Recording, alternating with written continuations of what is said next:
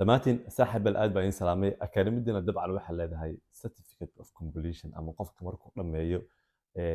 koorsiga uu bartay wuxuu xaq u leh qofka inaan siino shahaado koorsooyinka sida graphic designka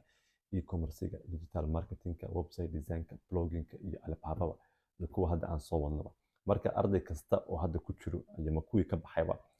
make sure inaa casharada wada dhamaystid casharka waa inuu kuu saaraya complete haddii aad complete saaran qofka shahaadada ma helayo laakiin maadaama ay shahaadada automatic tahay softwareka wax ku iibino waxaan mataqaanaa ku save garaynay complete markuu qofku koorsiga dhammeeyo complete uu ka dhigo inuu helo mataqaanaa casharkiisa marka qaabka complete looga dhigay waxa weeye inuu qofka waxa weeye cashar kasta uu mataqaanaa dadka koorsada ku jira way dareemayaan way arki doonaan meel qorantaa marka complete baad ku dhufanaysaa ilaa iyo casharada markaa dhamaysid waa helaysaa koorsada si xabir waa downable weeye qofka wuu la degayaa pdf ahaan buu la degayaa dabcan mataqaanaa email ama bay kugu soo dhacaysa ama computerka waa toos ugu save kartaa dabcan saaxiib marka intaas saaran u sheega dhalinyarta skill kasta ka baxa akademiyada waxaa leedahay mataqaanaa shahaado u gaara waana heli karnaa markaa dhamaysaan aad baan saaxiib idin salaamaya